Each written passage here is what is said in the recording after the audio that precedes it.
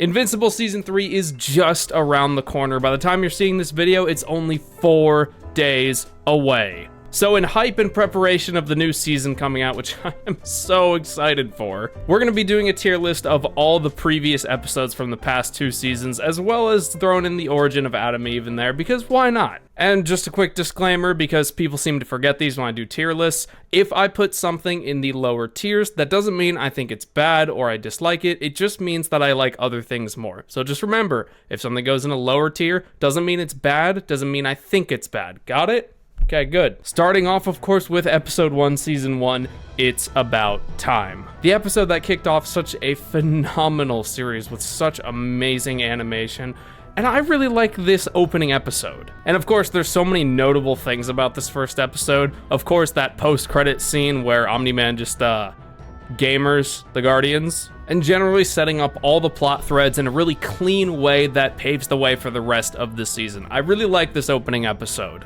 Also, it's really the only episode that I can say, well, maybe not the only episode, but one of the only episodes that I can say is, in a literal sense, down to earth. Mark just got his powers, and he's still trying to figure out his place in the whole hero-verse, if you will, so we see a lot of his day-to-day life, and I like that. That little slice of life that we get to see about our protagonist. Those are some of my favorite moments. So I think I'm gonna put It's About Time first episode in a very respectable A tier. Season 1, episode 2, Here Goes Nothing. We finally see Mark getting some superhero action. Not like that. Though I hope like that with Eve in season 3. I ship those two so hard, and I know they're a thing in the comics, but I need to see it on screen, please, and thank you. Not only do we start getting introduced to the GDA a little bit more, as well as Cecil, who starts to investigate the Guardian's murder, but I think this is Damien Darkblood's first appearance. It's either this episode or the next episode. But this is where we get to see some of Mark's first reactions to the harsh reality of superheroing business. We also see that old lady he saved and just how much he's grappling with how much that she probably isn't going to survive, even though, you know, she's got top-of-the-line treatment, for a time anyway. And seeing some of Mark's reactions to how brutal and how, like, horrible superheroing can actually be. It's good stuff. It's excellent character building. And we also get that I'm pretty sure it's this episode where we get that scene of Earth isn't yours to conquer. Oh, that scene goes so hard. Another fantastic episode. I think this one also goes in A tier, and I think I like it just a little bit more than episode 1, just because we're getting into the meat of things, you know? Season 1, episode 3, Who Are You Calling Ugly? This is where we get to see Damien Darkblood get a little bit more involved with the whole murder case of the Guardians. I think from the very beginning, he already knew who did it. We also get the funeral for the Guardians, and we also start to get to see, like, the sort of darker side of Omni-Man and just how detached he's trying to be from Earth. Because Omni-Man goes to the funeral, right? And then not 5 minutes later, when him, Mark, and Debbie get home, he's like, hey, anybody want pizza? I can fly all the way to Naples and back. And this is where we really start to see him sort of snap a little bit at, you know, the choice he knows he has to make. So I really like this episode just because of the psychology of Omni-Man beginning to get explored. You know, I like this episode. It's pretty good. It gives us some more insight into our antagonist, as well as some other of our characters. And I think we get to see more of the team in this episode. I do like the team quite a bit.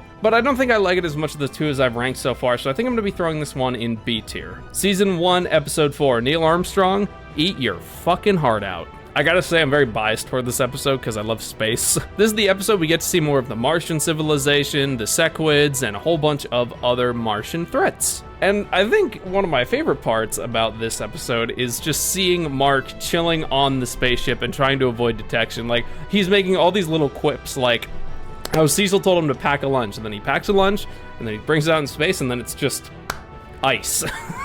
And then Mark is like, pack a lunch my ass. And I think this episode has some genuinely great humor. And we get to see Mark's just some of his first, like, negotiatory skill. And, yeah, it doesn't end so great, but you can tell that Mark's putting both of his feet forward to sort of do his best. I don't know if the whole casual, like, hey, you know, just a bit of a misunderstanding type vibe he goes for was the best option, but it certainly made for the most entertaining one. I quite like this episode. I think I'm going to be giving it a high B, just above episode 3. Yeah, that seems good. Season 1, episode 5, That Actually Hurt. I wasn't the biggest fan of this episode, like, the first time I watched it. Even the second time I watched it, I don't remember liking it too much. But as time has gone on, and as I've rewatched the show a few times, I've actually become quite fond of it. Not only do we see, obviously, more of the investigation into Omni-Man in this episode, But we also see Mark like make a choice that he really thinks is right. He really thinks he's right by helping out Titan and taking down Machine Head. I mean, it's good that Machine Head got taken down. He was a bit of a nutcase, but oh man, he was a walking meme. But yeah, what I really like about this episode is that how Mark tries to make a choice that he really thinks is right. He really thinks he's doing the right thing. And, you know, to a degree, some good is accomplished. But man, a lot of people get hurt in the process, and we can see Mark grappling with that guilt sort of following this episode. Also, Mark gets the shit kicked out of him in this episode. Man goes toe-to-toe with Battle Beast, and it does not end very well. But this episode was another take on the reality of superheroing, I guess, like, and sort of how the criminal world would sort of interact in an era of superpowered individuals. And I really like that. I think criminal underworld stories are pretty interesting. I think I'm gonna give this one a low A tier. I think the other 2 episodes in A tier are just a little bit more entertaining, and I'm gonna put it right here. Season 1, episode 6, You Look Kinda Dead. This episode's pretty good because we get a little bit more down-to-earth story again. This is another episode that's pretty down-to-earth.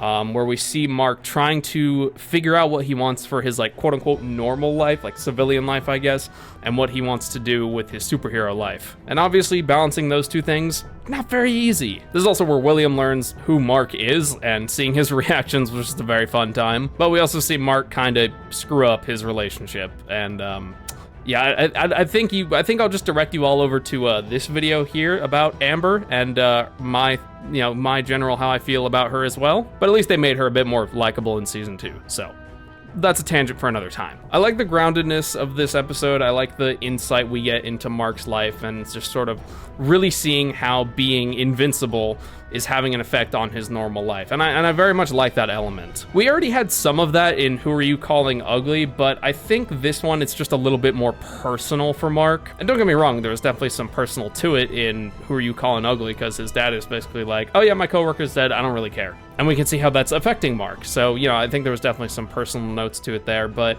I think when it comes to episodes that explore that a little bit, I think I prefer Who You Calling Ugly just a little bit more. This is a great episode, though. Don't get me wrong, this is a fantastic episode, but I think I like everything else on here just a little bit more. Still a great episode, though. Season 1, episode 7, We Need to Talk. We are getting into the real meat and potatoes now. This has got to be my single favorite episode in season 1. No questions asked. The visuals, the sound design especially on this episode is on point. And seeing everyone, like, across the country and just everybody involved with Mark's life slowly figure out what's happening with Omni-Man and, you know, the rate at which they're finding out and then how they're responding. We also get that terrifying scene where Omni-Man stops at William's car and he just crushes the top and he's like, "Where's Mark, William? You were supposed to drop him off an hour ago." And that was a fantastic scene. All things considered, I think this episode gets an S tier, quite frankly. I think this heavily deserves an S tier. And season 1, episode 8, Where I Really Come From. This has got to be one of the most impactful finales a show has ever, like, left on the internet and on me as an individual. Like, everybody knows this finale. Even if you haven't watched the show, you've definitely seen clips or memes of it. And it's definitely one of those finales that will never be forgotten. I mean, I don't really think there's much I need to say about this episode that hasn't already been said, other than that it's completely fantastic and a very, very well-written and well-made finale for this amazing season of Invincible. And I think I'd be doing it a disservice if I gave it anything less than an S tier. I still, like, me personally, I still like We Need to Talk as an episode just a little bit more. I don't know, I guess I just got more out of that kind of storyline.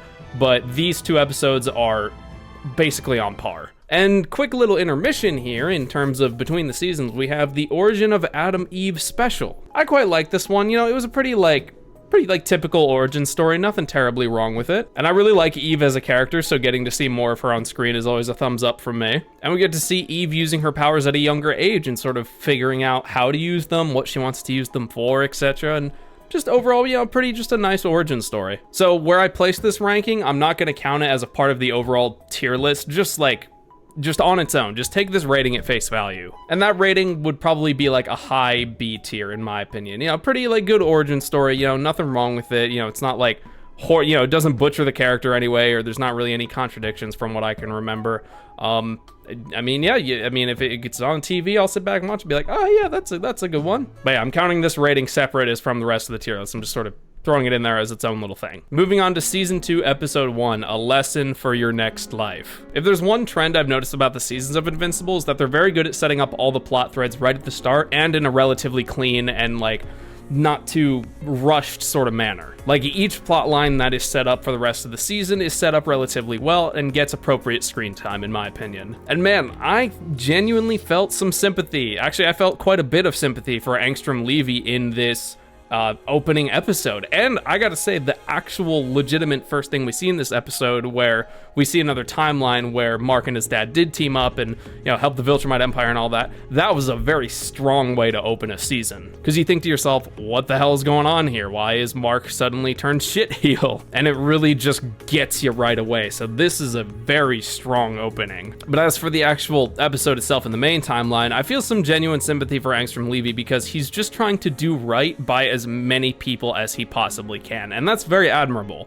Granted, he broke a bunch of Mauler twins out of their prisons in their alternate timelines, which, you know, isn't so great, but I don't think it's the worst crime you can commit in the name of the greater good. But unfortunately, at this point, Mark has pretty much agreed to work for Cecil, and, you know, he was kind of just following orders. But unfortunately, in following orders, Mark creates a supervillain whose entire goal it is to kill him and make him suffer and just torture him in as many ways as possible. So, yeah, following orders is one thing, but just stop and think for a second sometimes, you know? Still, though, very strong opening for a season. I think I actually like the opening to season 2, well, episode 1 of the season, a little bit more than season 1's, because, like, the world just, like, feels more alive. You know, there's already a lot of world building done, and there's just more flexibility. Like, there's more clay to mold, if you will, and they definitely molded a very excellent first episode to this season. Season 2, episode 2. In about 6 hours, I lose my virginity to a fish. First of all, funny title. And second of all, I really like this episode because we start to get to see some of the conflict with Mark working with Cecil, and I know that's going to be a major plot point of season 3. And we also start to see Cecil's sort of distrusting side and how it's going to backfire on him with him recording those audio screeches from that sea monster that really screwed Mark up. But I guess it's not just for Mark, I guess it's also for other Viltrumites. And we see Mark follow his orders, you know, pretty well. You know, he does well by Cecil, but he also is like, you know, Cecil is at one point just like, hey, get out of there. You know, they created their own mess. This is their fault. But Mark's like, no, that's not what heroes do. They don't leave the innocent to suffer. And he goes back and helps them out. And yeah, no, that wasn't part of the orders, but overall, he made the situation a little bit better by doing so. And having a nice episode dedicated to sort of setting up the, what's the word I'm looking for? Conflict, that's the one. Sort of setting up the conflict, like conflicting ideologies, values, and just general thought process of how things should go and what Mark should do between Mark and Cecil is a very good, like, well way to spend an episode. So I think I'm gonna give this episode, like, I think like a high B tier. And yeah, I think I definitely like it more than the other two in there. Again, this one doesn't count because it's just its own little thing. It's not relevant to the other episodes. But yeah, I think I'm gonna give this one a high B tier. Season 2, episode 3, This Missive, This Machination. This is the Alan the Alien episode. Good stuff. I'm still very proud of the thumbnail I did for when I reviewed this episode. I think we can all unanimously agree that Alan the Alien is one of the most beloved characters in the entire show. And this is an episode where we really get to see more of the overarching universe of Invincible. We get to meet the Coalition, how they're dealing with the Viltrumites. We get to see some Viltrumites in action. And of course, we get to see Alan in action, but then he kind of gets screwed up. And, you know, we also get a nice insight to Alan's personal life. And before the episode starts, we see Mark, well, we don't see it, but it's very clearly implied that Mark loses his virginity that night. And, you know, claps to you, my friend. This episode was definitely entertaining, definitely high entertainment value, and also very high world building value. And then at the very end of the episode, I'm pretty sure it's the end of this episode, if not the start of the next episode, where we see, no, it's definitely the end of this episode, where Mark goes off to space with the bug people and, you know, unknowingly is going to meet his father. This is definitely a winner for me. This is definitely a winner episode in my opinion. I think I'm gonna put it, let me let the gears of my brain turn for a second. I think I'm gonna give this one a low A. That feels kind of right. It's a very good episode, don't get me wrong, but I was thinking about putting it in a high B, but that felt a little bit too low, and I was thinking about putting it higher than these other ones, but I think that might be too high. I don't know, that feels right. Season 2, episode 4, the last episode before the break happened. But man, it was a good one. We see Mark reunited with his father. We get to see just how angry he is, how confused he is at everything that's happening, and also disgusted at everything that's happening. But this is also where Mark's baby brother Oliver gets introduced, and we're gonna be seeing quite a bit of Oliver in the next season from what I can tell by the trailers. And we get some very nice Viltrumite showdowns, and seeing how we also get the famous fight like a Viltrumite scene / quote from this episode. And quite frankly, that alone I think warrants an S tier. I don't think it's as high as the other two, but I think it does warrant an S tier. Season 2, episode 5, After the Break. This must come as a shock. I actually quite like this episode, not necessarily for Mark. I mean, I always love seeing Mark Grayson on screen, but I actually quite like this episode for Debbie, because Mark comes back after, what was it, like a month, maybe a little bit more or less, I don't remember, but after quite a while. You know, he was out in space for quite a while, and then he comes back and he's like, hey, so dad had another kid, and here he is. And it was really interesting seeing Debbie grapple with that, because, you know, she was married to Omni-Man for however many years, like maybe a long time. And we also see Cecil sort of trying to, I guess, gain some favor with Debbie, like just sort of get on her good side a little bit more and try and help out with taking care of Oliver, but she's just like, no, nope, I'm done feeling like I feel like I owe you something. And that was a really great scene. Yeah, but this episode's pretty solid. I don't really have too many problems with it. I definitely like a lot of the episodes on here a lot more.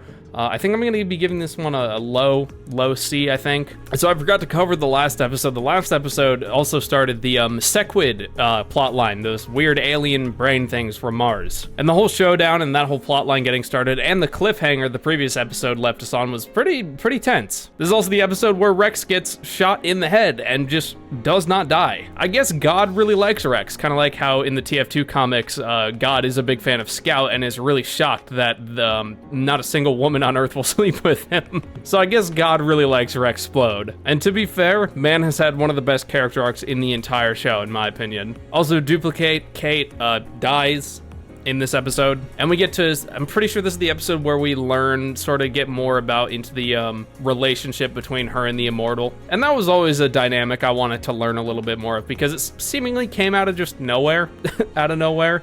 And I always wondered, like, how did that happen? Like, yeah, when did that happen? We get some, like, vague allusions as to why, but we didn't get really, like, a deep dive into it. So I liked that part about this episode, was a deep dive into that relationship. Overall, this episode's pretty good. I mean, great action, that puts it higher. I think this one's gonna have to get a high B.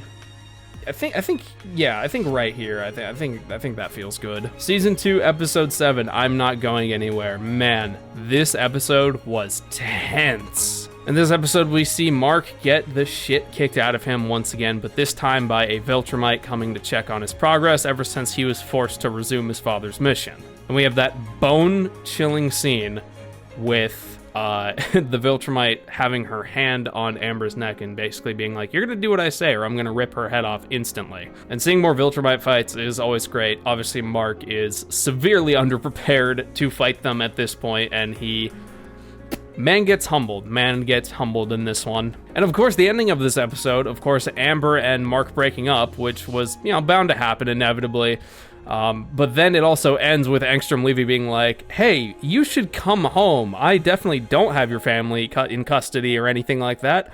And that was a cliffhanger right there. So I think this episode definitely gets a high rating for sure. I think I'm putting it, yeah, I think a nice high, like mid to high A feels right for this one, because this is a good episode. And the finale of season 2, episode 8, I Thought You Were Stronger. Holy moly, this finale was nearly as impactful. I don't think quite as impactful, just for me personally, but it was definitely a super impactful finale. I didn't really finish my thought earlier there. I don't think it's as impactful as the first season's finale, but what I like about it are all the parallels to the first season's finale. And essentially the unanimous agreement and what everybody's noticed about it is how Mark pretty much is in his father's position as he was in the end of season 1. We see Mark and Engstrom Levy fight across dimensions and time, and it's a very like mind-bending type of battle.